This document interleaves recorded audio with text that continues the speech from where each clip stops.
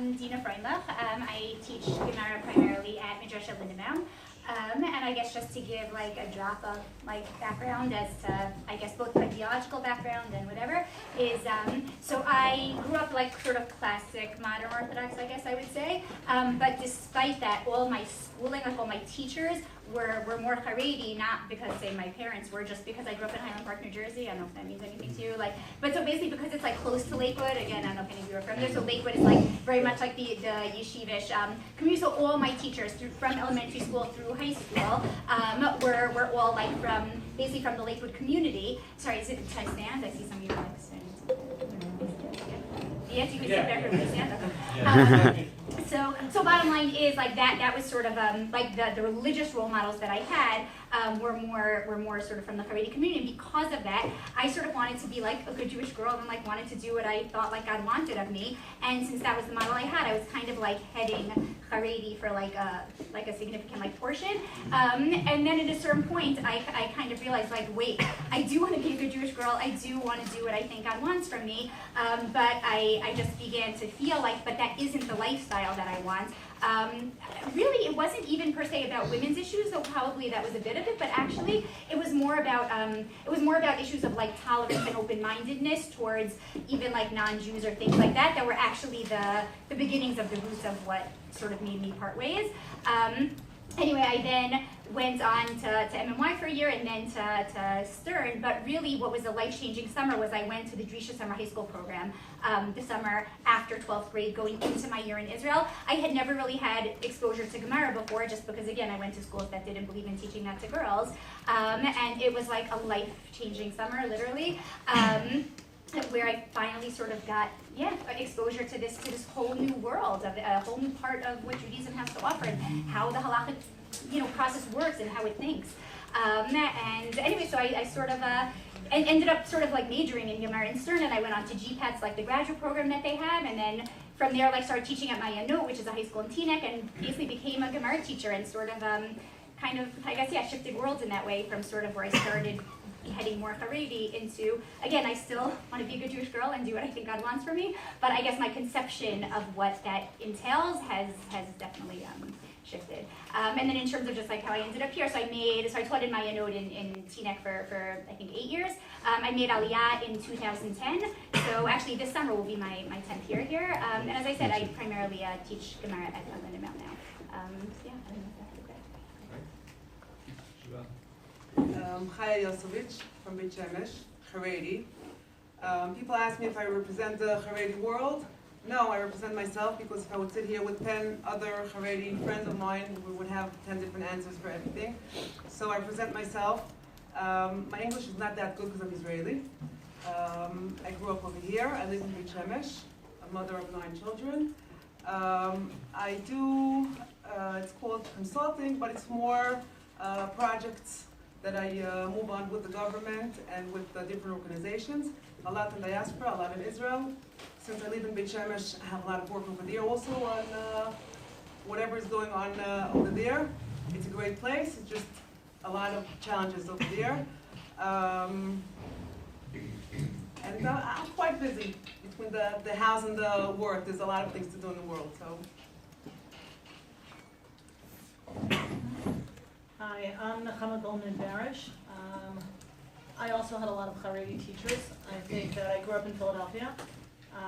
I think that's because largely the world of Jewish education was dominated, definitely outside of New York, by Haredi educators. Philadelphia Yeshiva is a Haredi yeshiva. But it never attracted me, I would say. I don't know exactly why a very kind of feminist sensibility took hold of me. I come from a modern Orthodox home. I wouldn't say my mother was particularly kind of a staunch feminist. She was a Hebrew teacher. My father was a professor. I think I grew up in a home that was very intellectually open and allowed for critical thinking. And I think that my journey towards becoming an educator of Gemara and Halakha really started also probably with Gemara, meaning, and you hear that a lot from women who end up going to study Gemara and Halakha. I'll say quite honestly, I went to study Gemara because the boys did, and I was going to show them that I could also, meaning Masha lo lishma ba lishma, meaning I loved being at Stern and kind of challenging the YU guys and being like, no, I learned Gemara also, and we learned the Mordechai, and we learned Rishonim, and we learned Achronim. And I even had a column in the Star newspaper called About Women, where I often questioned the gender divide between men and women at Yeshiva University. So I think, again, very, very early on, I was sensitive to the gender issue, to the gender divide, to the difference between women in Judaism, and questioning and wondering and so on. I actually went to Michlala, not an obvious choice. Today I probably would not go there. But at the time it was really the best place to study text, meaning it really had you're talking about something like 30 years ago. So I don't regret that, although it certainly did not reflect my hashkafa or worldview. It did inspire me to make Aliyah, and so I give a lot of hakarat hatov to Michlala. When I made Aliyah, I started a journey of 30 years of basically studying Gemara and Halacha. I studied at Matan, I studied at Nishmat, I went back to Matan, I went back to Nishmat. I was a biotech writer in between for about 12 years. My major was biology, not Gemara. But at a certain point in my 30s, I realized that I really wanted to dedicate myself to studying and then educating both men and women in Talmud and in contemporary halachic issues. And so I got a master's degree in Talmud from Bar Ilan University, and I became a Yoased Halacha at Nishmat, and I studied for several years in a kind of quasi-ordination program at Matan. Of course, for political reasons, they don't call it ordination, but it's the same body of material that men study for smicha. And I started teaching. I started teaching already 15 years ago in gap year programs, both co-ed and single sex. And it's something I both teach about. I teach a lot about gender and halakha and Talmud and gender, and I'm writing a book right now on gender and halakha, and so it's certainly a panel that I welcome. I would say, my girls today, I teach at Torah v'avodah. They're like, oh, is it like, how do you feel honored? First of all, yes, thank you for inviting me, but even more so, I feel a little bit like a sense of mission. I think, I don't know any other voice program that invites educated women to come and talk to you about these tough topics, so thank you. Okay. Question one. Whoever has question one.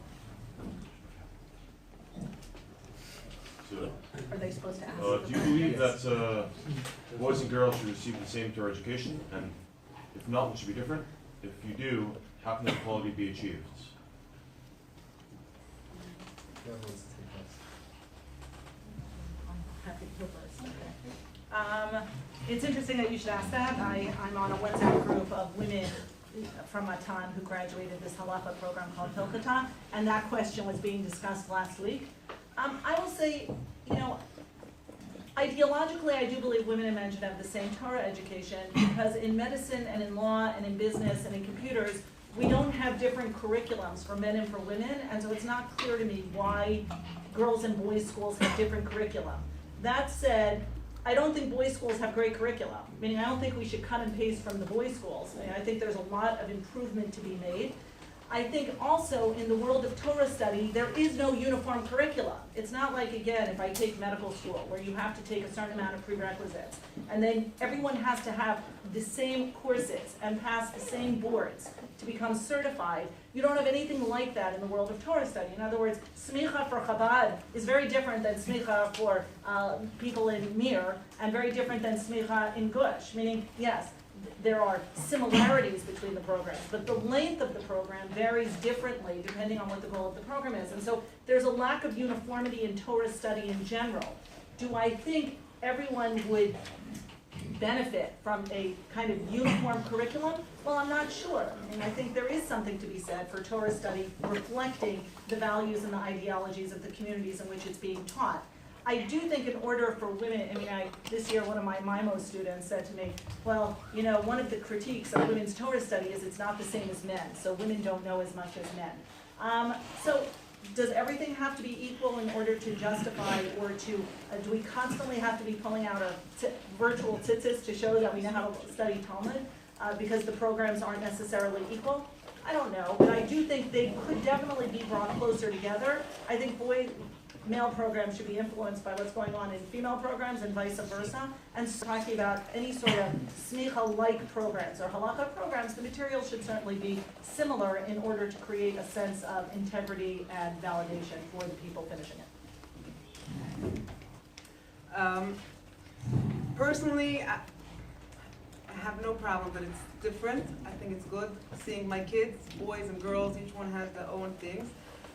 Maybe the only thing I would suggest is having some kind of opportunity if girls want to have more things, or if they want to learn something different, to have some kind of a chug in the afternoon, or some kind of something at the school, or they can offer them, because there are some girls that would like to study a little more, and not all the boys' places have enough limudei chol.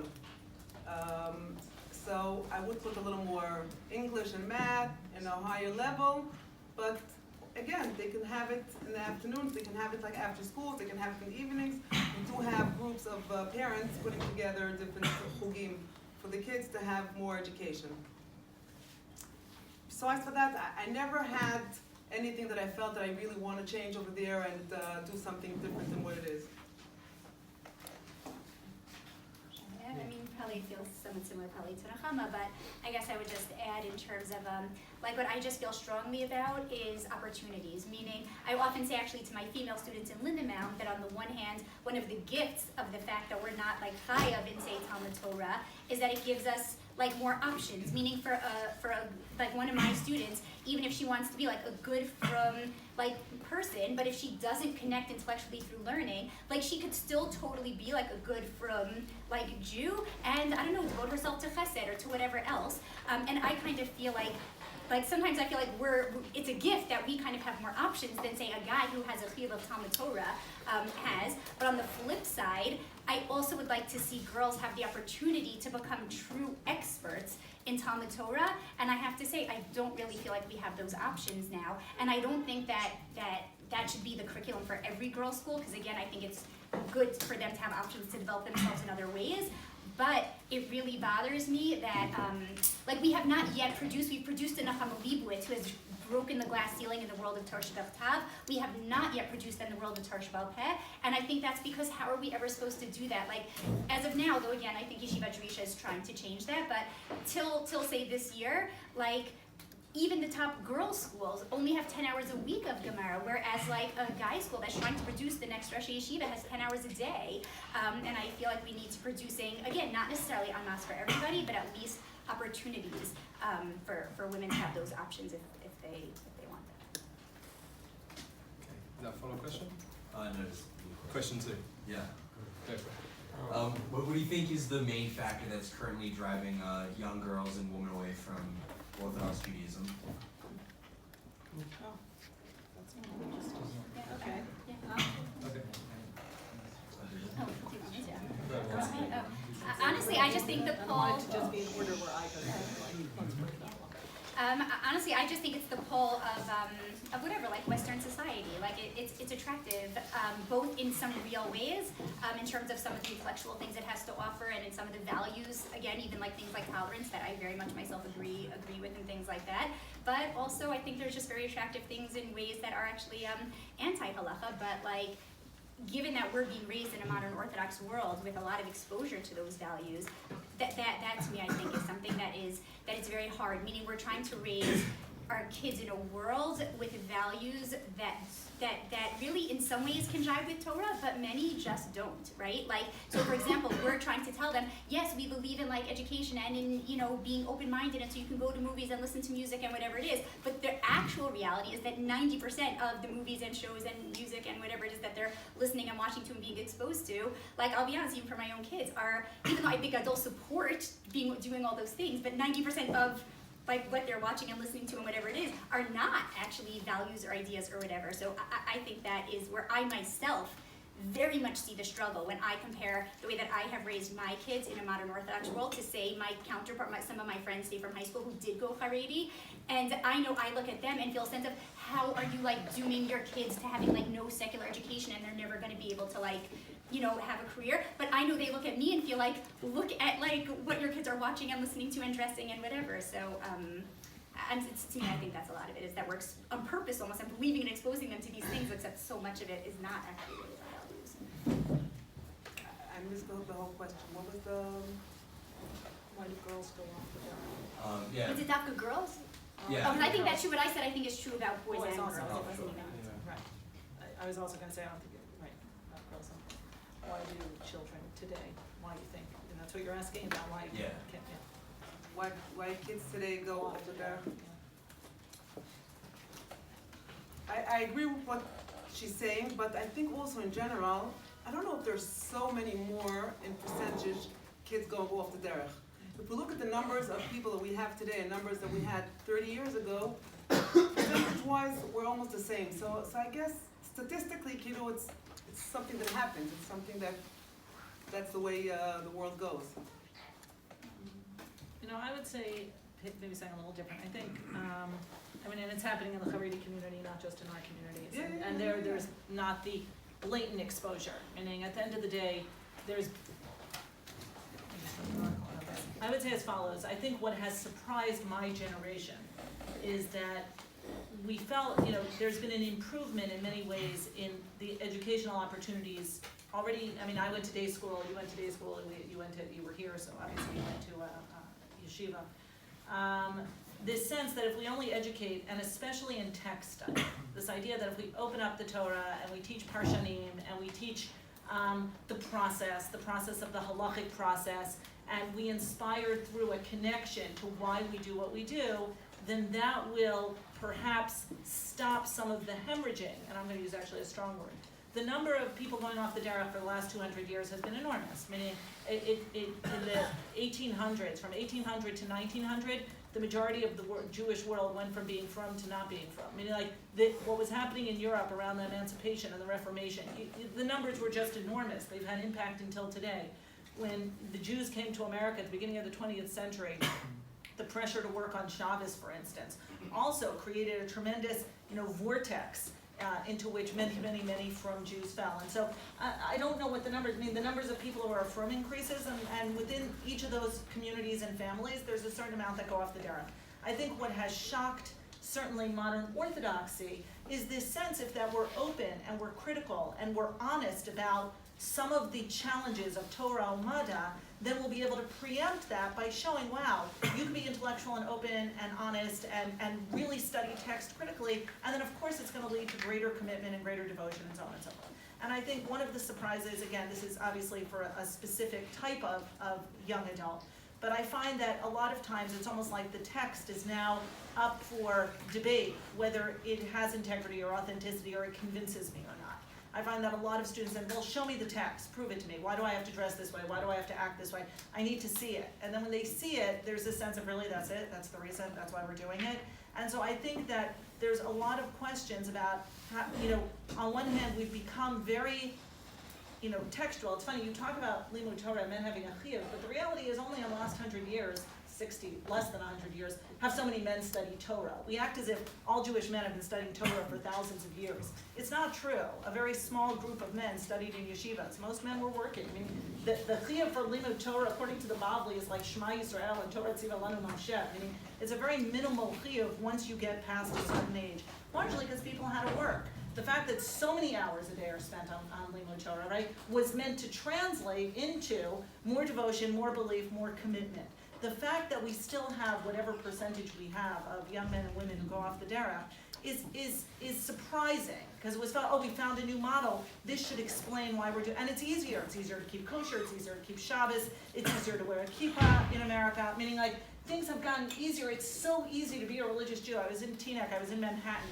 Wow, forget the fact that in Israel it's easy. It's so easy in the New York area. There's nothing. There are minyanim in every other office building. Meaning, there are mechitzos on buses if you want that kind of thing. It's so easy.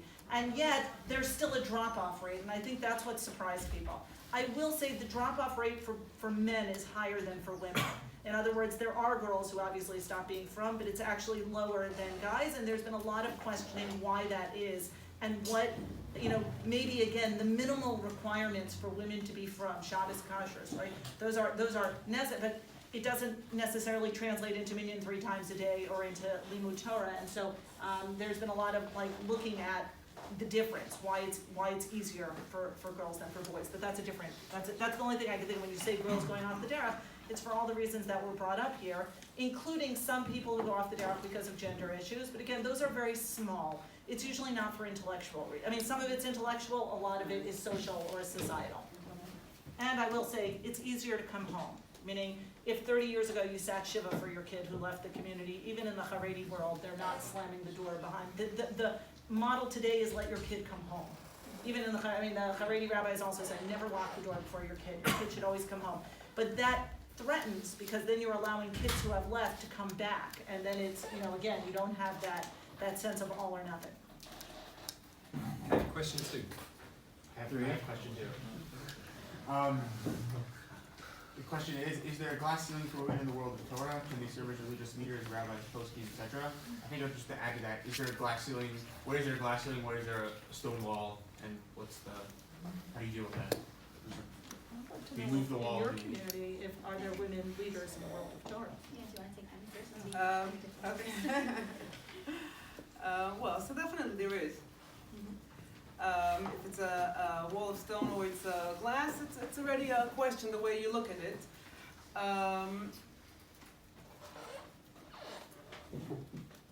There is, and it's fine. There's everywhere. It's not only in the world of Torah. There's, by the Haredi, there's also in the Knesset, and there's also in the other things. And in general, the men, it's a known thing. They get higher salaries. They get higher positions. By doctors, they have more men. It's something that happens in general. And in the Torah life, definitely there's also over there. Can they, or should they? They can in certain things, not in everything, because personally, I would go to a Rav that he's a man because this is what I'm used to and this is what I feel more comfortable. A woman could be a Yoetzet Halacha or something like that. Yes, it's possible. It's okay. The Rabbanim give also an okay for that. It's something that could be. But there's always this balance between what should be, what could be, and what is something that's not going to be. And she's not going to be a rabbi in a shul, and she's not. It's something that's definitely is a glass of ceiling over there. I don't know if it's something that has to be changed. Maybe it has to remove it a little bit, maybe make it a little higher, but not necessarily something I would change all the way. I don't feel that it's something that we need it. Are there women who are in roles of leadership, in religious roles of leadership in your community? They are rabbaniyot. They are like, yeah. What do they do? That's interesting. So they give shiurim. They have a lot of relationship. Depends on the type of personality, the type of community. But a lot of them are more involved than they used to be. Definitely there's more, need for that.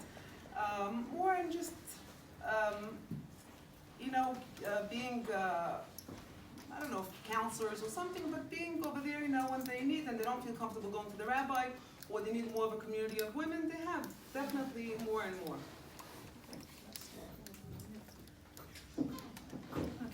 I'll go. Is there a glass ceiling for women in the world of Torah?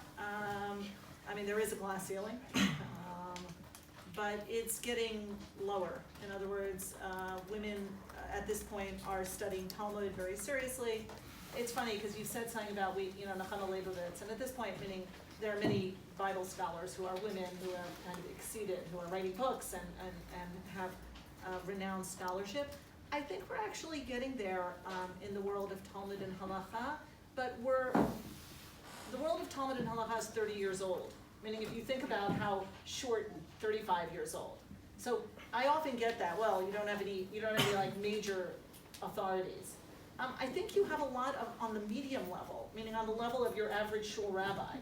Right, you're right, we don't have a Moshe Feinstein, but again, with all due respect to you men, you don't have too many of those either. And at the moment, there's a tremendous lack of any posek that everyone accepts. There is no Rav Moshe today, or Rav Ovadia, so to get to that level where there's kind of this acceptance, is not just the brilliance and the opportunity, it's a very unique individual. So I think a lot of women have really reached this level of answering questions in halacha, in Shabbat and in Kashrut and in Nida, for sure, the Yoatzot Halacha. Some of them have gone beyond to matters of marriage and divorce and representing women in the Batei Din. So I think women are actually functioning really comfortably alongside men who graduate from your traditional smicha programs, Yeshiva University and Gush and so on. I sit in forums with men and women who talk about halacha and write position papers. Beit Hillel is a good opportunity. And I will say the one difference between men and women is men are far more confident. They walk in and they own it. And even when women know their material, they're always, like they're almost apologizing. That has to stop. I mean, I think you'll both probably agree with me. Like, men just kind of come in, even if they don't know what they're talking about, they know what they're talking about. And women are always like, well, I think, I'm not sure, and they know it, and I find myself doing the same thing. So that's also a barrier that has to be overcome. And perhaps if there were parallel learning programs, there would be more confidence, I don't know. So I think there is a glass ceiling. The glass ceiling right now is on the Batei Din, on the rabbinic courts. It's on having, in a community serving in the function as rabbi. Now, in Israel, that's a little less relevant than in America. In America, that's the big fight, and I see you have a question further down, and I want to allow Dina to talk. I don't want to monopolize this question. But I think that women who are going into Torah and Halacha and Talmud scholarship are finding more and more opportunities, and there, as I said, there are women going into the Batei Din and representing women in court, answering questions in Halacha, beginning to write tshuvas, and so the amount that they can't do is getting less and less. Yes. Before Dina said, I'll just push in and say maybe specifically rabbis, poskim, is that Okay. possible? Yeah. Well, okay, so I'll try to address that, but before that, just what was on my mind was to say that sometimes I almost feel that sometimes it's actually like the flip side, meaning, sorry, I'll stand so I can see, is, like, I actually think I feel very lucky to have had more opportunities, I sometimes think, because of being a woman in Gemara than if I were a man. Meaning, I a little bit feel like a man who learns Gemara is like, yeah, a dime a dozen, like, no big deal, like, of course, whatever. Whereas, like, as a woman who learns Gemara, like, when I was in my note, I was like, I forgot, was I 26 or 20? I think I was 26. And I became the chair of the Gemara department, which was honestly absurd. I didn't know anything. But like, why did that happen? Because like it happened to be that Sally Mayer, for any of you who know her, who was my predecessor, made Aliyah. And then there was also change of administration, so a few other like of the talented teachers like left. And I was kind of like last man standing, or like last woman standing. They definitely wanted a woman. Like, and it was this awesome opportunity that in the beginning, I totally was apologizing all the time and totally felt insecure and totally felt like I don't belong in this role. But I grew into it, and it was an incredible opportunity that I never would have gotten if I was a man. And even similarly, when I made Aliyah, the fact that like relatively quickly I was given like very like great teaching opportunities that I'm very grateful for. I actually think in some ways I got those opportunities because as a woman who learns Gemara, that's like not a dime a dozen. So that's just one thing that I wanted to add is like everybody always asked about the glass ceiling, and I feel like so lucky to be like a woman who learns Gemara. And the second piece on that also that I would add is I also feel lucky not just because of having gotten opportunities, but also because it's very exciting. Like as a man who learns Gemara, like I don't know, like they've been doing that for thousands of years. Like I feel like I'm like part of a revolution. I feel like I'm part of like when I first started learning Gemara, I was so filled with like angst and is this okay? And it was like.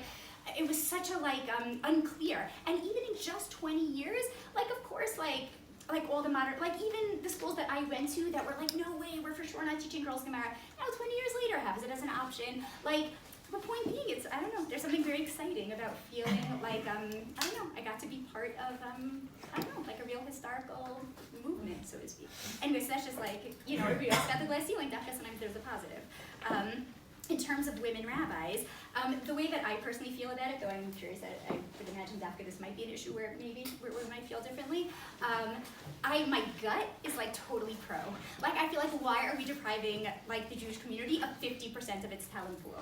At the same time, the way that I personally feel about it is like that is a massive like sea change, and I just feel like until there are like big name posting behind it, like I personally like feel nervous to like push ahead things until there's more big name posting behind it. At the same time, I will also say that when, was it the RCA, I forgot who put out that position paper 2 years ago, 3, 4, whatever it was, that was like, yes, that was so, It was the OU, not the OU. It was like, honestly, it was a very disillusioning moment for me. Yeah, basically they put out a position paper which was basically against like women being rabbis, but it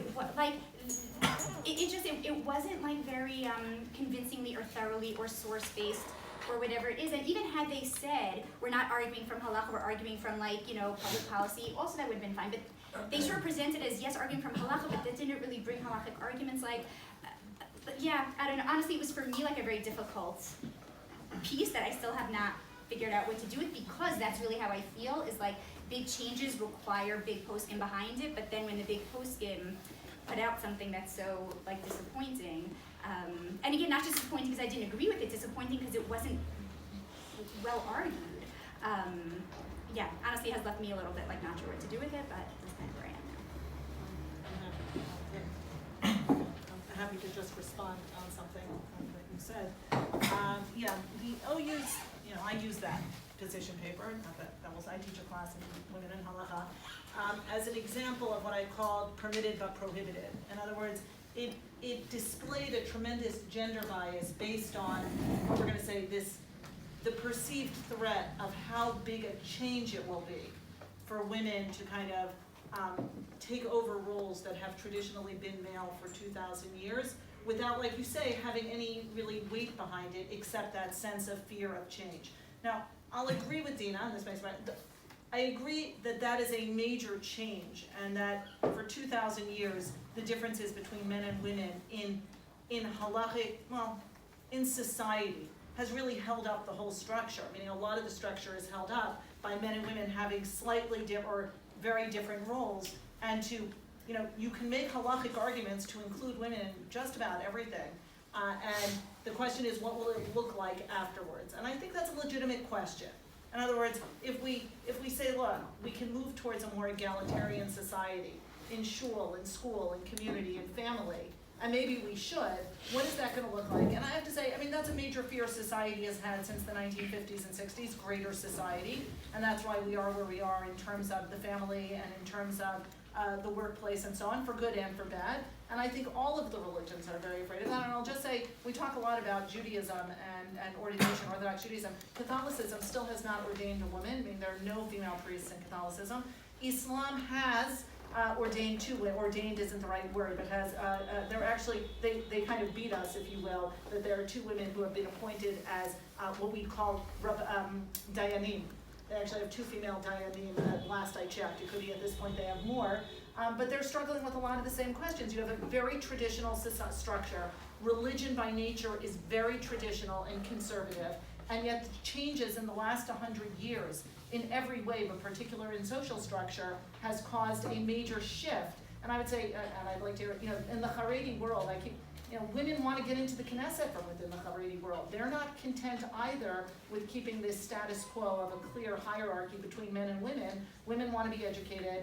I believe divorce is going up in the Haredi community statistically in the last 30 years, and I'm sure that's a reflection also of education of women.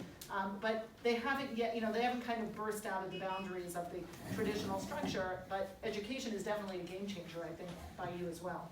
And, because you mentioned the Knesset, but there were Haredi women, and I think they're gonna get in, if not this Knesset, then maybe in the next Knesset or the next.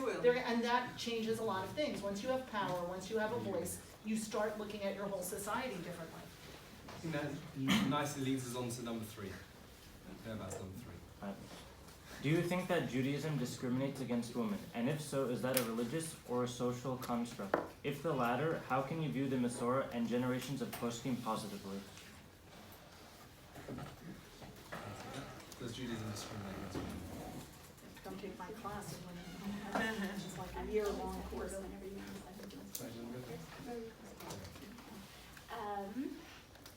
Yeah, I have to say, it's, I don't feel that way. I totally understand why people would and why there are some halachot that imply that, or I saw a later question about Shalos Ani Isha, meaning there definitely are some pieces that seem to be that way. I guess I would just say my experience is not that way. Do you know what I'm saying?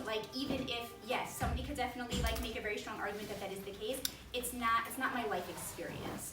As I was saying before, if anything, I feel like I've had great opportunities. In fact, I would also say, in a way that's kind of funny, right? On the one hand, we're exempt from mitzvot aseh shazman grama, and one of the common explanations is given to take care of the kids.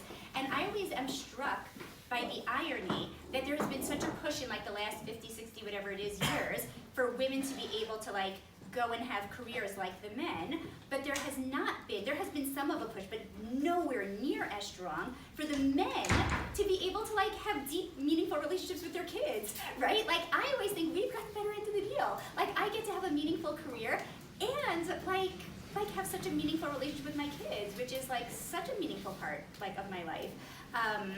So I guess that's why kind of in my life I don't feel that way. Again, sometimes I even feel like we've got the better end of the deal. So again, it's not to say that it isn't there. It is there. I think someone can make the argument. It's just not how I experience it. I don't know if that helps. I agree with the experience, because I don't know if it's me, the way I was growing up, the way my personality, the way I experienced it. I never felt it. The only thing is, there are differences between men and women. I never felt that it's less or more, or there's nothing that I felt till today, and I don't think my kids or my friends, probably some of them feel, that it's different. Personally, I never felt it. And I don't know, again, it's the experience, the way we look at it, or it's the way it is. Okay, I have a lot to say. I'll try to stop me when I go on too long. This is really, a year-long course I teach. I would say as follows. I'm going to use a different word, hierarchy. I think there is a hierarchy. I think it's a hierarchy that emerged already in the Mishnah and then the Talmud, in which men and women are not equal, not in terms of their obligation. You talk about mitzvah seisha zman grama. Everyone familiar with that term, right? I'm writing a chapter on this right now, so I'm sitting with it. Women are actually exempt from something like 9 mitzvot, meaning we make a big deal. They're actually obligated in most time-bound mitzvot, and the reason of children appears in the 20th century, meaning there's no reason given in the Talmud for mitzvah seisha zman grama. It only appears in the context of exempting women. Meaning it doesn't appear anywhere else in the Talmud. Its only purpose is to create a platform in which the differences between men and women are looked at. So again, very interesting. I would say there's a clear hierarchy. Within that hierarchy, I will say Judaism values women. I don't want to say women are treated as objects. They're not. But I think there's a hierarchy, and men are worth more. The Gemara makes it clear. If you have to save a man or a woman, you save a man, meaning he has more mitzvot. And so even in that sense, now you hope to save both of them, obviously. But if I have to pare it down to a total sum of whose life is worth more, a man has more mitzvot to do. So that already to me says there's a hierarchy, and it's a clear hierarchy. If we use the word discrimination, and I think that's a strong word, but I'm going to use it anyway, in marriage, and specifically in divorce, there is a discrimination against women. And I would say if there's one thing I want to see changed in the next 30 years, and I see, what's it going to, I don't mean to jump ahead, but there's no question a structure in which a woman is at the mercy of a man's goodwill or decision to freely give a divorce is morally and religiously very problematic today. Now, I can go back to the Talmud. I can explain why that structure evolved, why it might have even been good for women at a certain point in history.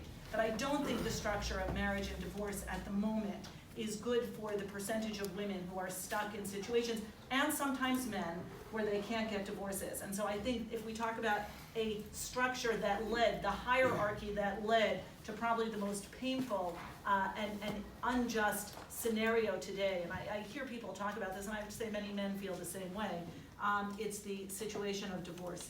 I want to ask you something, though, before I continue to answer this. How many of your grandmothers went to college? Raise your hand. Okay. How many of your mothers? Okay, it looks like just about everyone. My mother as well. My grandmothers did not. My mother did. How many of your mothers have more than one degree, like post-college, right? Lawyers, doctors, MAs, whatever it is. Okay, quite a number. Okay, so, this question of women in Judaism and discrimination and hierarchy becomes more complicated because the reality is you're going off to college and there is a I wouldn't even say a good chance. It's an 100% chance you're going to marry a woman with a college education and possibly a woman who has a post-college education.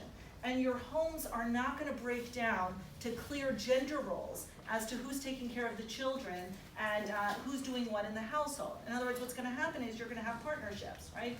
Maybe some of you will choose to marry women who will not have as high-end careers. Again, I have a lovely student who's a lawyer, one of these 100-hour-a-week work, and he married a nurse. And when he was dating, he said to me, I don't want to marry a woman who has the same career as me, will never be home, right? But he's married to a woman who's getting her master's in nursing and is an OBGYN nurse and is very, and has shift work.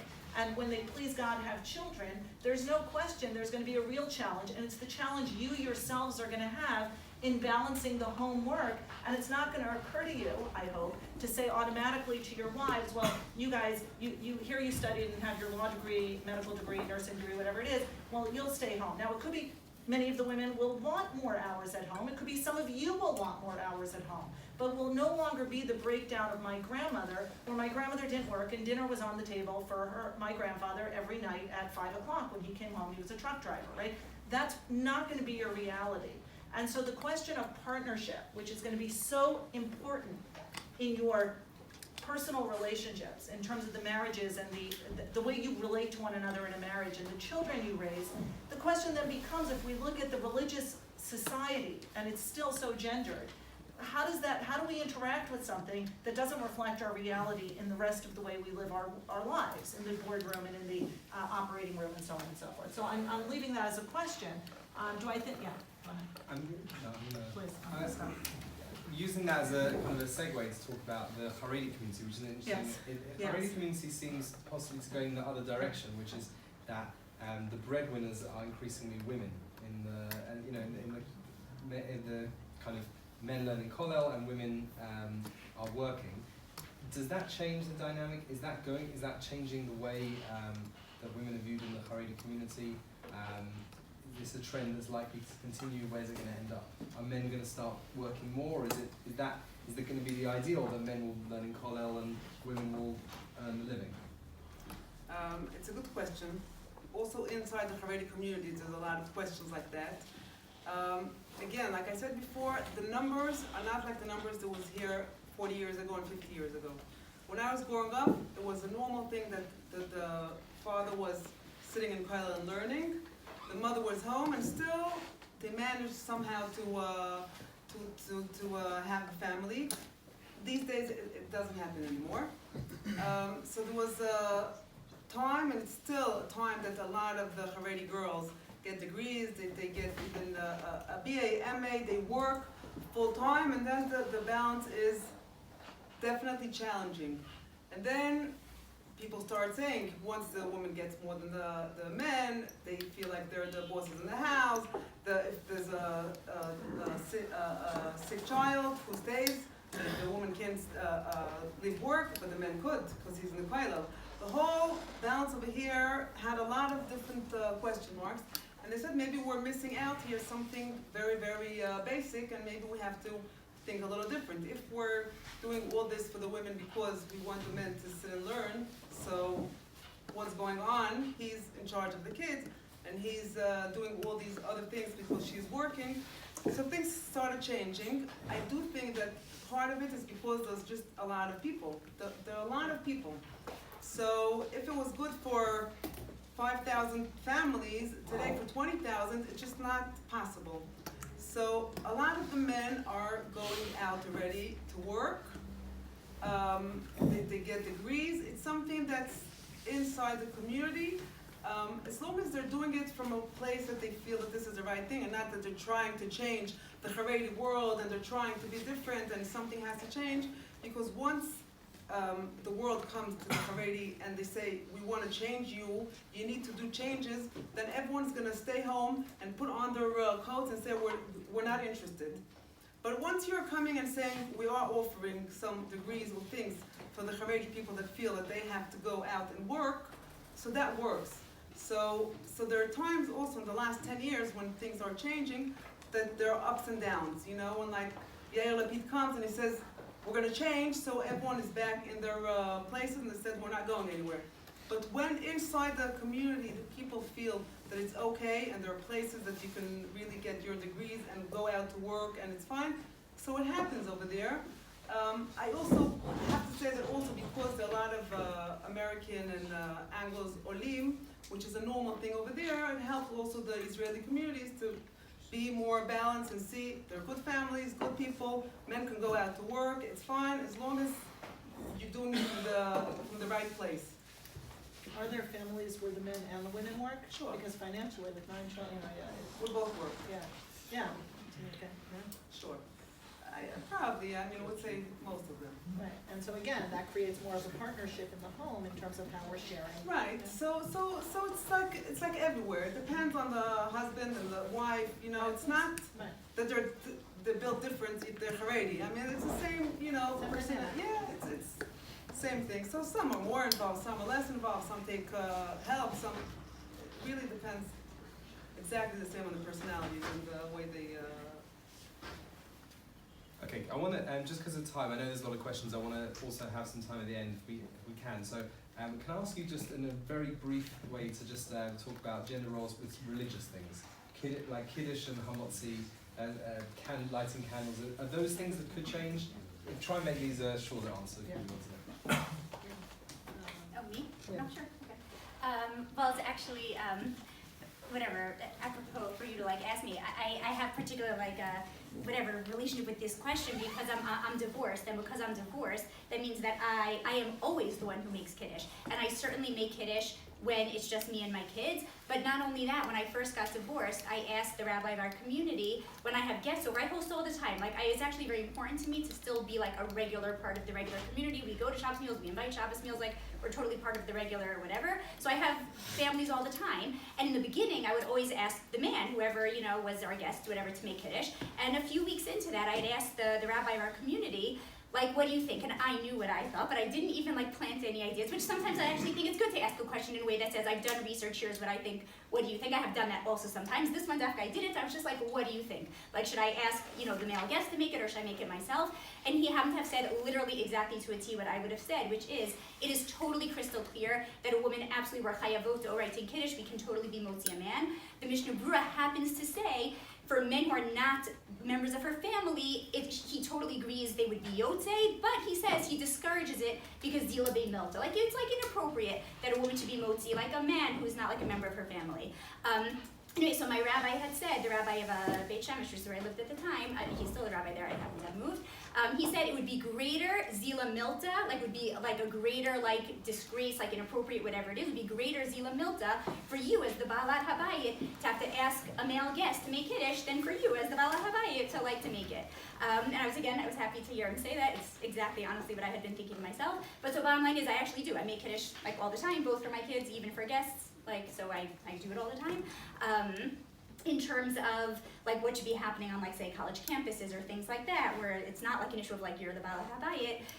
So I literally had just been teaching this to my students at Lindenbaum, and I presented both sides. On the one hand, the Mishnah Berurah is the Mishnah Berurah. When the Mishnah Berurah says something, we don't just throw it out the window. If he discourages it, so that holds weight. And at the same time, he's telling us that definitely Ikar Hadin, a woman can be motzi a man. The reason he says not to is Zila Milta, it's disgraceful, embarrassing, whatever it is. Maybe we dafka don't want to be perpetuating a sense that it's Zila Milta, because we're not living in that kind of a society anymore. So I actually totally put it in their hands. We sort of had a class debate, sort of arguing out both sides. I see both sides. Whatever, on certain other things, Havdalah is much less clear. It's not entirely clear a woman can be motzi a man in Havdalah. So when it's Havdalah, I do ask a male guest to do it. But yeah, and again, whatever, bottom line is, I see both sides on a lot of these issues.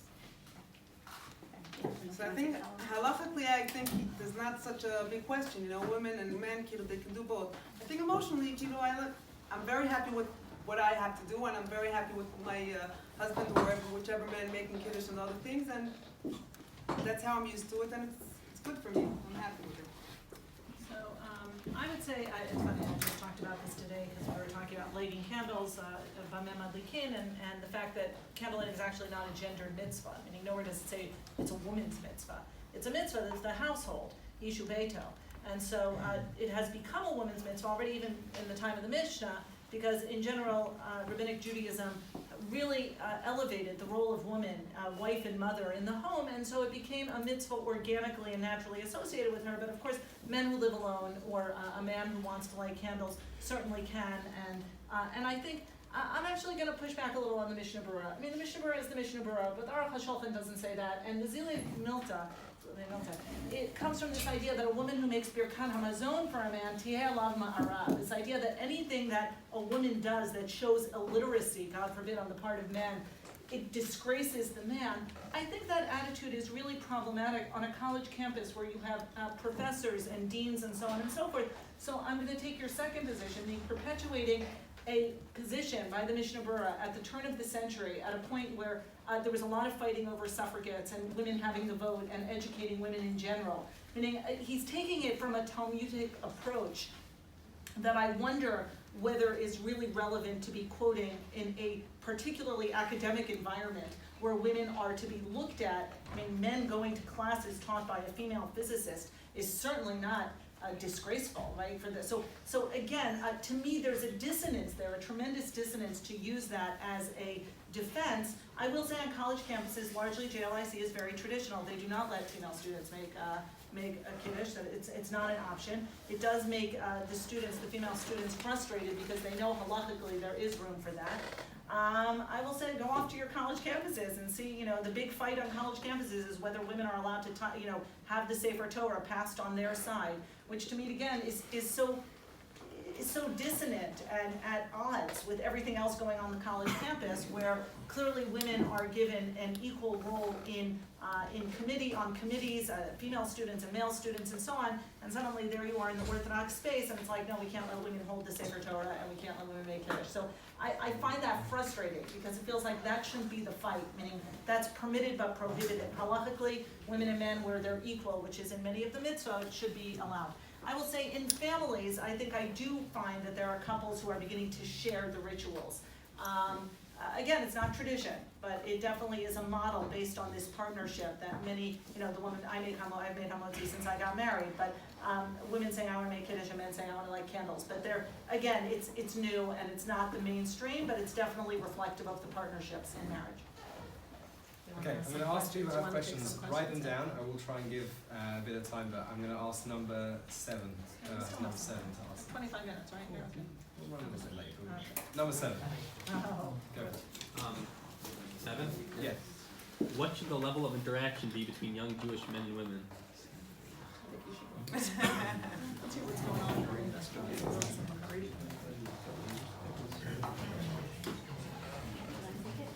Is there any interaction? Yeah, do they have any questions? So, not in school, definitely not in school.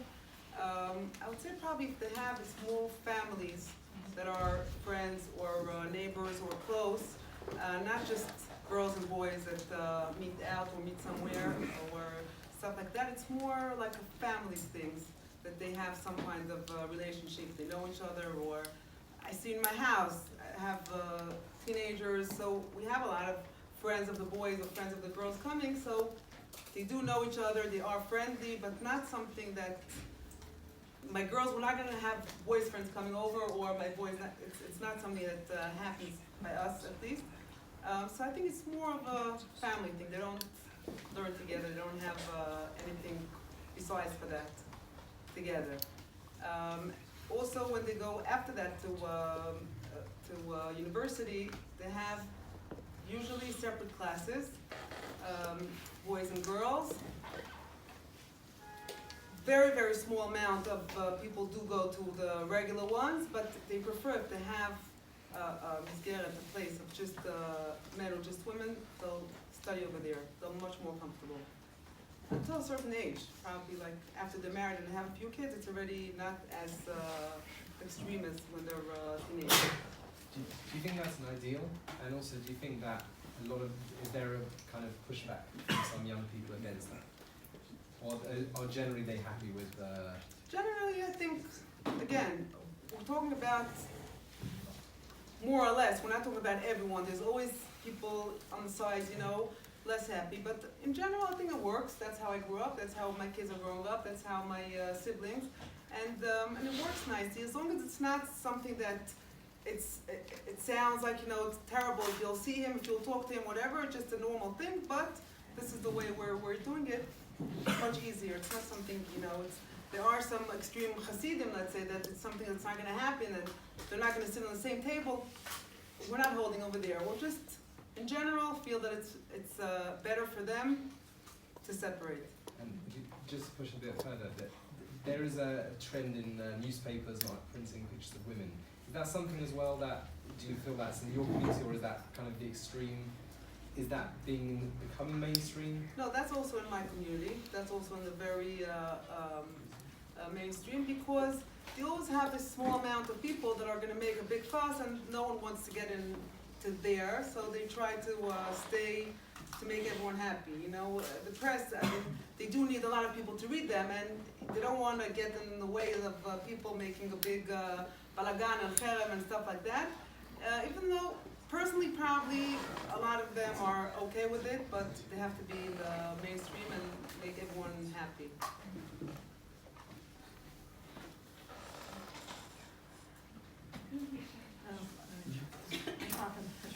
I get invited to a lot of college campuses to talk about interactions between young men and women on college campus, in general. I'm not sure what should the level of interaction be?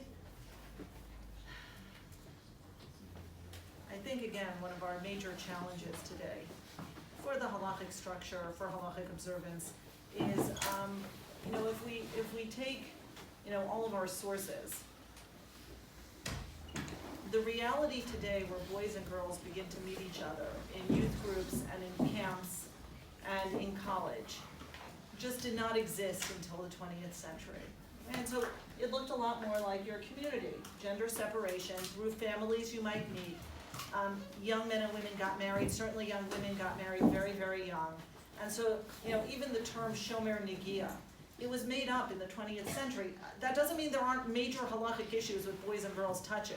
But the term shomer negia is a term that was developed to reflect NCSY and B'nai Akiva and Camp Stone and Nesher. This idea of like pulling out of our pockets some sort of term to explain why boys and girls shouldn't touch in any way, and that yichud, of course, is in the Gemara. But this reality that already from the beginning of the 20th century on, boys and girls are friends, and then become romantically involved with each other and fall in love and fall out of love and break up and have the challenges of shomer negia, is a very modern reality. Now, I will say, what should the level of interaction be? Well, I would say, first of all, I don't think that's going to change in the modern Orthodox world. In other words, boys and girls are going to be friends and fall in love and fall out of love and break up until they get married, and it doesn't, Rabbanit Shani Tarragon and I, when we do the dating panel at TPA, meaning she's very much about dating for marriage, and I'm very much about dating to get to know yourself. Because, yes, ultimately your goal should be marriage, but there is a value in dating and recognizing, what am I like? Not just how nice is that person. Then you haven't done your work. If you begin to recognize, what am I like, what do I need, and what do I give? Because a lot of us only see what the other person isn't. But we don't often look at what am I not? Meaning, what am I not bringing to this? What am I not giving? Who am I attracted to? And I'll just give one small example. I had a young student who had like 3 boyfriends at Pardee. She was in her 20s, and they were all extroverts. And when I was talking to her, she suddenly realized she likes extroverts because she's very quiet, but when she's with them, she's actually erased. She doesn't exist because they're so extroverted. And in that moment, I saw she did this switch where she realized, oh, I'm going after all the same kind of guy, and it never works. And it doesn't not work because they're not nice guys. It doesn't work because that's not really good for me. That's the kind of work dating should require, that I end up thinking about, what am I doing, what am I giving? Then I think at least it goes somewhere. I do want to protest what seems to be the hookup culture. I think if the religious world or the values of Judaism have anything to say, it's against turning interaction between men and women into the equivalent of junk food, right? Something casual, something we go out, we hook up, we drink, right? That kind of thing. That I would protest both as a woman and as a feminist and as a religious Jew. So it's not only because I'm a religious Jew, because I think that culture is a very bad culture in terms of forming positive, healthy relationships. So I would say if your interactions are because you want another person, and sometimes the opposite sex is exactly what you need in terms of emotional validation, in terms of whatever emotional needs, love, and so on and so forth, I get that. But I think I would like to say that what's happened today is somewhat corrupted by this very instant gratification, go out, get what you want, look at girls as like another opportunity to hook up, drink, and so on and so forth. That I want to I think, we certainly have what to say within Jewish text and values, not just on asur mutar, not just permitted, prohibited, but much deeper than that. It's not just about, is this permitted, prohibited? What is this doing to my soul? What is this doing to my ability to connect to another human being? So that's my platform for today. I'll just share very briefly. I don't have so much to add to that because I'm not honestly sure what I think about what it ought to be, because related to sort of what I had said about the TV movie thing, on the one hand, I really believe, again, it's part of my modern Orthodox values, the same as I believe in the value of secular culture and things like that. So I believe in the value of boys and girls interacting and learning from each other and not being cut off from 50% of the other half of the world. And at the same time, I just see with my own kids that the reality is that when there are interactions, like you can't just say interact but only hang out in groups. It doesn't happen. It's natural human nature that they're gonna pair off and like each other. And when that happens, it's very hard at age 13 or 14 to like, you know, think that Shomanagia makes any sense whatsoever. Like, so the bottom line is, I honestly, I don't know. I don't know what I think that the right answer is because I believe in, again, sort of the value of like normal, healthy interactions. And I am not sure that I see it working so well. So I'm not sure, honestly, what I think. Okay, number 10. What is the way forward with regard to women's participation in shul? Are you supportive of women-only services or partnership with minyan? Partnership minyan. Partnership. And if you want to also, you can also reference women in the wall if you feel strongly about that, because it's the same kind of category of tefillah, women in tefillah.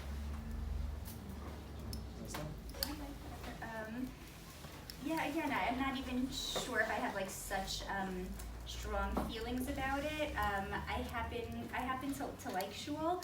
I happen to also be tone deaf, so like it's not like that I ever wanted to like be the chazan or do Kriyas Torah. I actually think it would be a deeply meaningful experience, except that I think I'd be terrible at it. So like I just don't think I would do it even if I could do it, like in terms of my gender. Yeah, meaning, like for example, at Lindenbaum, we have like on Simchas Torah, like the women's only hakafot, and we have like Kriyas Torah for the students, and I actually do find it to be very deeply meaningful, like to be there when my students are say getting like an aliyah for the first time or reading from the Torah for the first time. So I definitely believe that there is like value in that. At the same time, I don't know, I struggle a lot with that in terms of, I think that there's also something incredibly important about having like a shul experience as a family, and not like splitting off into like women here and men there. That movement like concerns me, meaning as opposed to like doing things as a community, as a joint community. Now again, I know partnership minyanim are towards that. Ironically, in some ways, partnership minyanim, like say in terms of women's aliyot in a women's only environment is actually very problematic because it's not clear that 10 women create halachic Kriyas Torah. Ironically, for a woman to receive an aliyah in a partnership minyan, like is probably more halachically like base. Yeah, again, really what I would say is again related to what I said about the women's rabbis. Until there's big name posting behind, like say partnership minyanim, I personally, again, I'm not comfortable with it, though I don't feel a need to like go and tell my students not to or anything like that. I see the value. I think there are halakhic ways to go forward with it. Again, it's not my thing, and until there's big name posting behind it, I'm not even comfortable encouraging it, but neither do I feel a need to like go on a soapbox against it. I'm guessing that this is not so relevant in your community. Can I answer your question?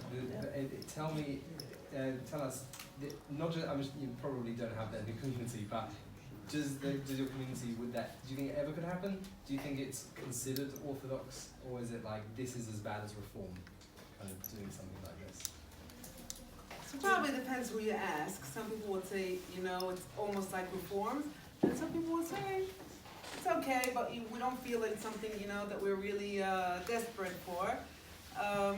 I could say Aliza Bloch, the mayor of Beit Shemesh, is a very close friend of mine, and she went to different shuls on Simchas Torah, and she came back and she told me it's terrible. The women all sit and talk, the men are dancing, what's going on?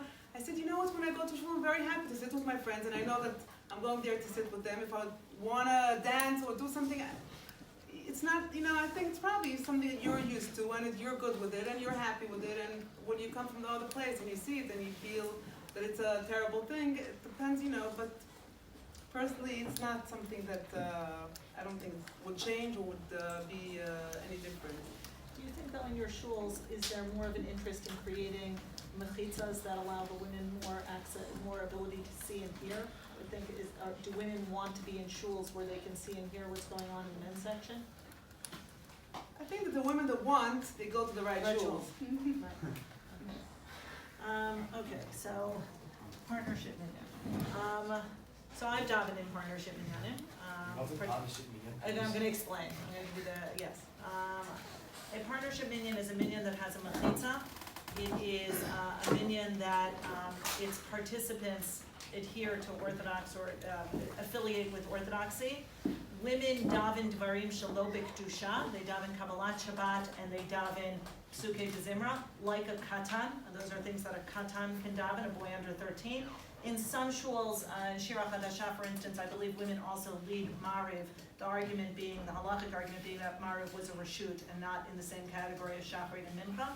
Women have aliyot to the Torah like men, except for Kohen and Levi.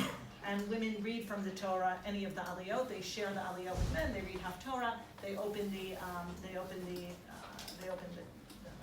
parochet. And so largely, again, outside of Dvarim Shebekdusha, that means anything with Kaddish and with Kedusha, women are active and equal participants in the shul. And again, there's a mechitza. So there are a few in not far from here, in the German colony. There's Shira Chadasha, which kind of started the trend here. I've been to several in London. London has something like 3. New York obviously has a number. I've been to one in New York. I would say as follows: partnership minyanim are, despite the lack of major poskim, and I would say there is a dad yachid, Rabbi Daniel. I want to acknowledge Professor Rabbi Daniel Sperber. He is a major Talmud Chacham and a posek, and he kind of ostracized himself with his tshuva on partnership minyanim. But I don't want to take away from the fact that I think he's a major Talmud Chacham, and I've heard him speak. I've read his writings in other areas. His books, Minhagei Yisrael, are probably on the shelf here. And so he's the only one, but his shoulders were not big enough to carry this. I will say as follows: my biggest issue with partnership minyan is that I left one in my community because I felt that the people did not reflect, meaning it is coming from the bottom up, it is fast growing, and it is reflecting a more liberal part of the population that are gathered towards it. And I don't affiliate really with the liberal, I mean, not in terms of my halachic observance. And so I feel like what ends up happening is that they are serious about how they do partnership in Yanim, but it's not a community I'm comfortable being in, if I can say that. That's in my community. I don't want to say cast aspersions on other partnership in Yanim. The ones I've been to in London and New York have been very serious, and the people running them have been very serious. And chances are, if I lived in those communities, I might join a partnership in it. I will say that it is halachically complicated, and largely because, as you said, it has not become mainstream. It is bottom up. And one of these questions with social change, even if it can be justified in halachic sources, when does it become legitimate? When does it become mainstream? I don't know if in 20 years, I got into a lot of trouble on my yeshuv because as I said, there's a partnership minyan, and I ended up coming out by saying, I don't think they should be attacked, but I also think they're not completely legitimate. Like it's this middle area where it's not yet orthodox, even though the people going to it are orthodox. And then the people in the partnership minyanim were very angry at me, and everyone else was like, oh, I guess you're orthodox after all. So I need to get a few enemies in terms of moving towards any sort of authority. So I would say, again, I'm watching it unfold. I don't know if in 25 years it will gain traction and will just become mainstream, or if it's one of these things that won't, but it's the same question about women in ordination. Meaning, are we at a turning point? You use the word revolution. A turning point in terms of social structure and what certain spaces look like or not. I think we are, but in 30 years or so. Okay, at this point, I'm gonna ask anyone who has a question about anything. Questions over there. Yeah, just we're not gonna go around asking the questions, and then we'll take a couple, because we don't have time for everyone to answer every question. So 1, 2, 3, Could be some of them are similar. 4, 5, 6. Yeah. So guessing that question was, is Judaism sexist? I guess I would change the question to say, are Orthodox Jews sexist in your experience? For something, people saying something like, we need 10 people for a minyan, or this is not such a clear example, but no Orthodox academic program that I know of, it's for both men, has a female teacher, but almost every single Thank you so much for pointing that out. female one has male and female teachers. It's not mostly male teachers. Oh, you're So pushing things like the that. buttons. Okay, I will just say, by the way, a partnership minyan waits for 10 women also. 10 women, 10 men. That's something Not they all. also wait for. Not all. Most of them try to wait for 10 women. Anyway. Sam. So, Ms. Barish, you mentioned the problem of Guna. So for that problem to be essentially solved, do you think that the halachic process will require either major reformation, close to essentially what was attempted a few years ago by the Beit Din, Or do you think that the problem will most likely be solved on a more smaller scale to When try you and mean keep attempted by the Beit Din, how? Tell me what you're talking about, the halachic prenup, or what are we talking about? No, it was the Beit Din that tried to use mekachtas to solve the problem. Oh, yeah. You're talking about in Philadelphia, yeah. Yeah, okay. Or do you think it's going to be require smaller scale to try and No, deal with that? large scale, we need to go large scale, but okay, yeah. What are your thoughts on the bracha Shelo Asanu Isha? And we had to get it eventually. And also additional to that, if you somehow, let's pretend you could create the brachas and you could have changed it, would you keep it the same as it is, or would you change it to something else? Okay, thank you. Number 4 over here. Sorry, who's number 4? Sam, you had a question. All right, go first. You mentioned that you spoke about the difference between like the Mishnah Berurah and the Aruch HaShulchan and all these different opinions. But would you say there's a distinction between that and where you have, I would say inherently misogynistic pursuit in the Torah, we believe in the eternal word of Hashem. Surely that's the time we can say like, oh, we can disagree on that. When you have pursuit in our mind and inherently discriminating against women, how do you reconcile that with your faith? Questions come Noah, Gil? Yeah. You mentioned the shivot where you have men, boys studying for 10 hours a day. I guess there's a concept of you have a Chabad, Chagas, and Nehoy, where you have 2/3 of the boys who are being forced into an educational system which they can't thrive in. So why would that be a system which I guess you want to force onto women as well? It's already bad enough for the men. You have plenty of people who get pushed around a label because they can't set up certain yeshiva systems, so why through them women as well? Hey, Adam?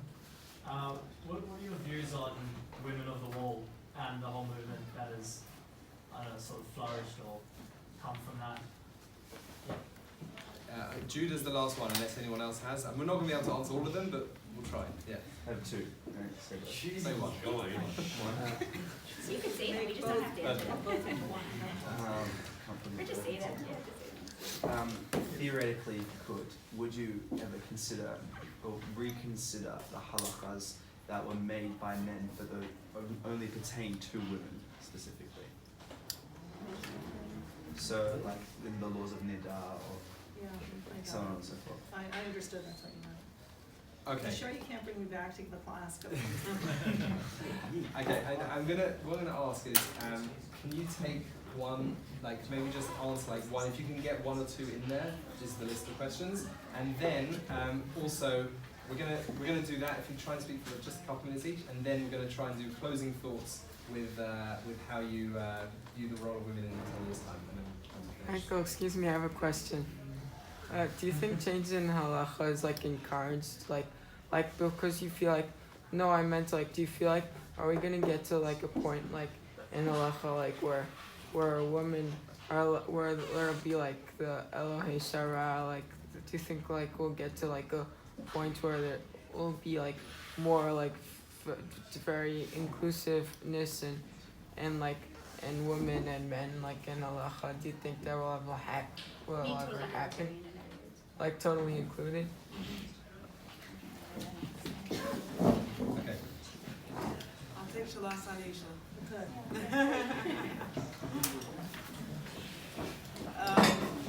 So when I grew up and we learned it in school, so we were told that Shasani Kirtano means that women are lucky in a way because they don't have all the chiyuvim of a man, and that's why we're saying it's a good thing that Hashem made us the way He made us. We can't say, like, Shelo Asani Ish, because then we're saying, Chava, we don't have all these mitzvahs, but and I'm till today, I'm still very, very happy about it.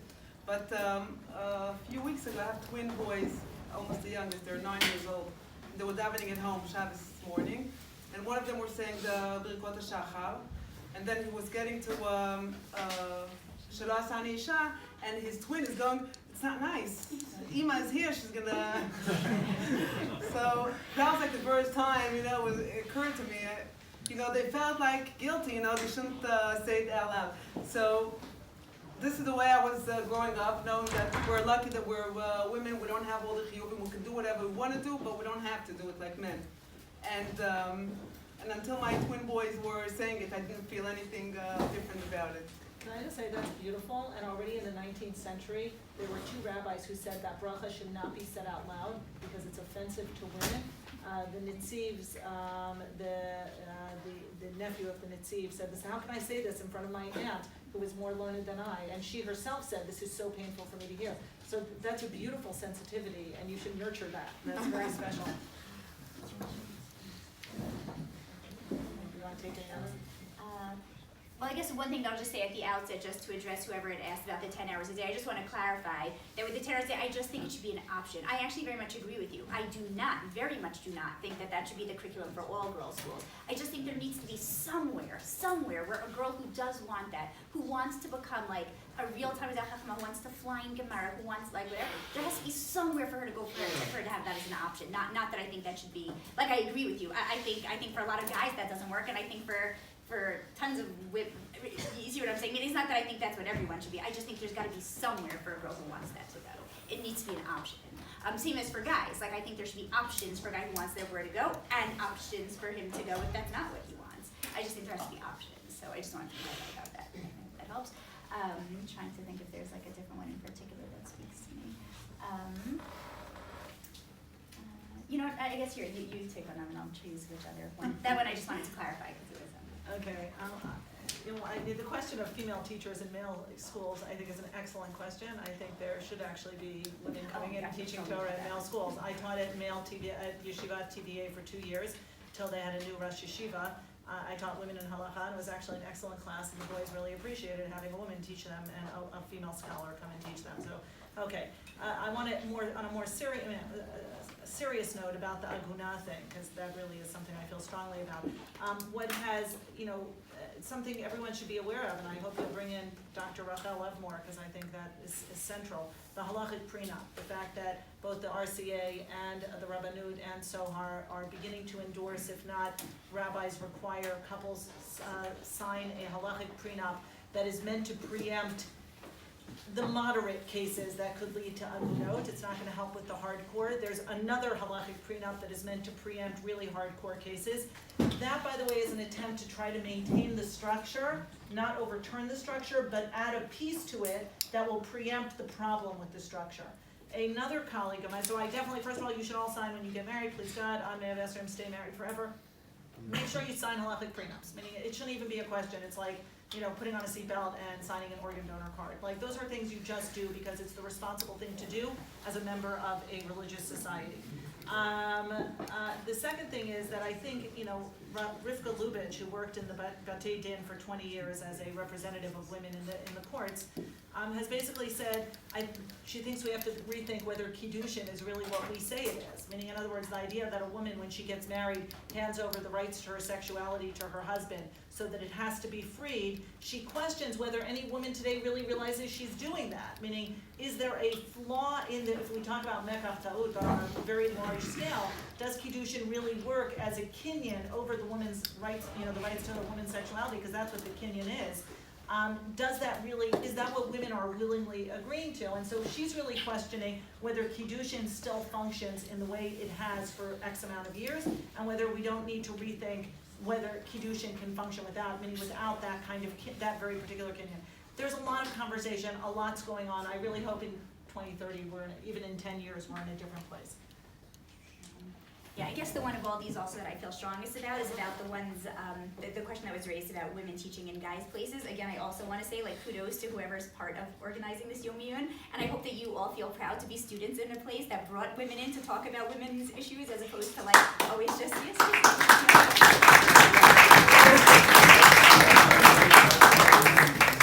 It's a big deal.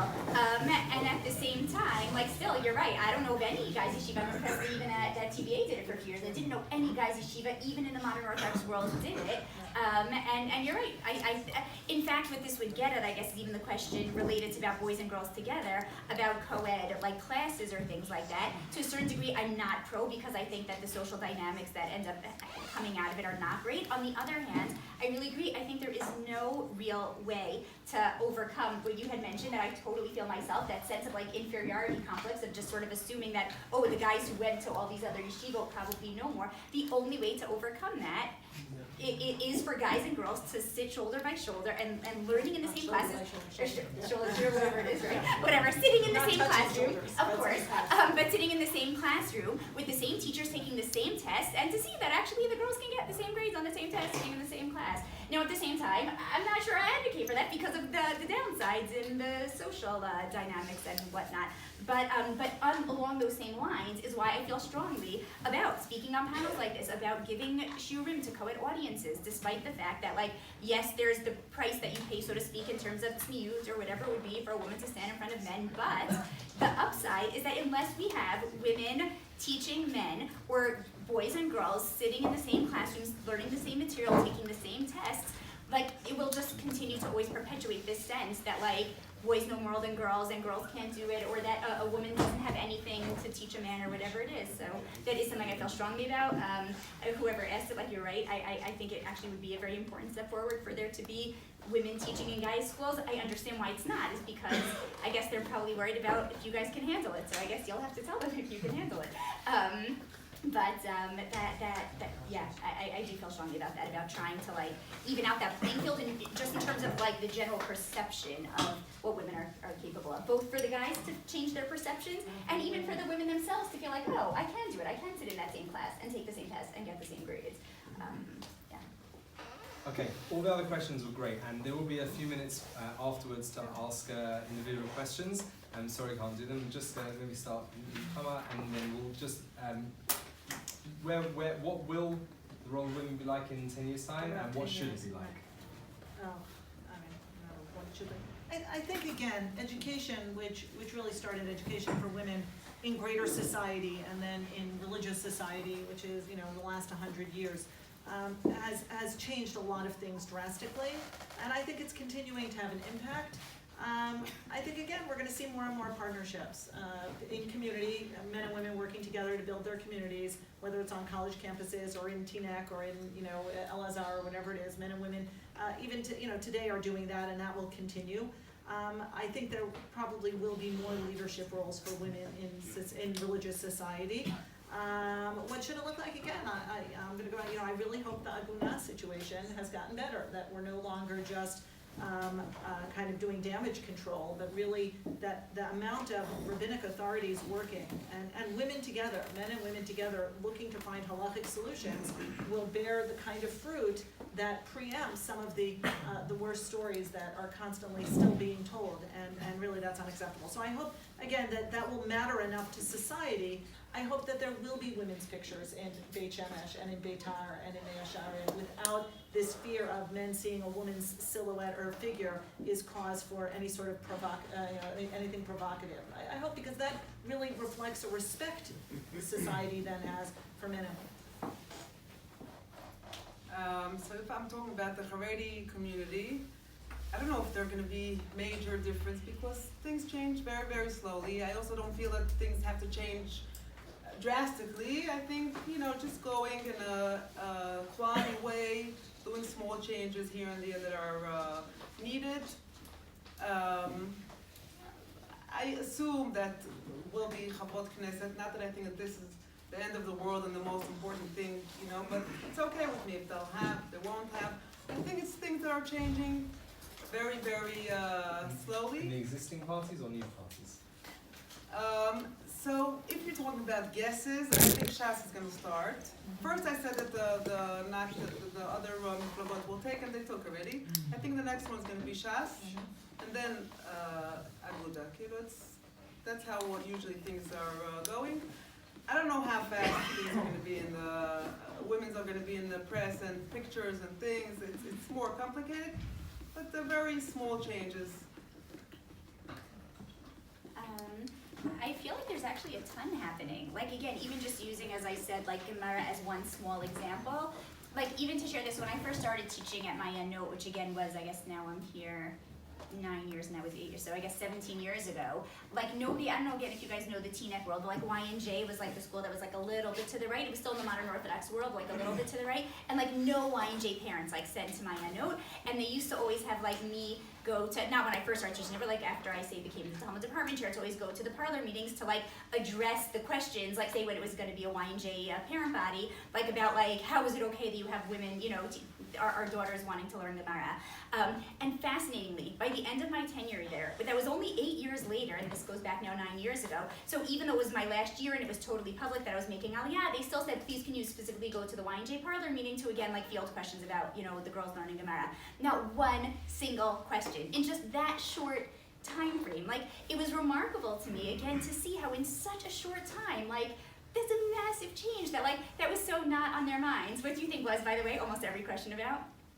Take a guess. What do you think almost all the questions at the YNJ parlor meeting? What do you think they're worried about? Skirts. It's new. It was all about SNU. So it was all about SNU, but it was fascinating. There wasn't not one question about, you know, can the girls learn Gemara? It was just like it was just sort of, that was like a non-issue already. So the point being, in just such a short time, I feel like such changes have been made in that. So I'm curious to see what will happen with women rabbis. Will 10 years be enough? 20, 30? I don't know, but I think we're really living at like times where like massive changes are happening. I don't know exactly what will be. I think there will be women rabbis, but I don't know. So I guess we'll see. Okay, so I'd like to, I really want to thank all our three panelists, Ramanit and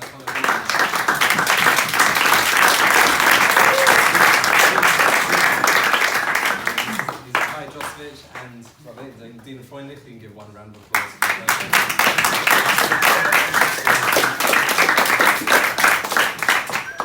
Thank you very much for being kind of asking great questions and being so attentive. I definitely encourage you to take the next few minutes to ask questions. We will have mincha. We'll make it a few minutes later, but we've got to daven soon. So a few minutes break. Thank you very much.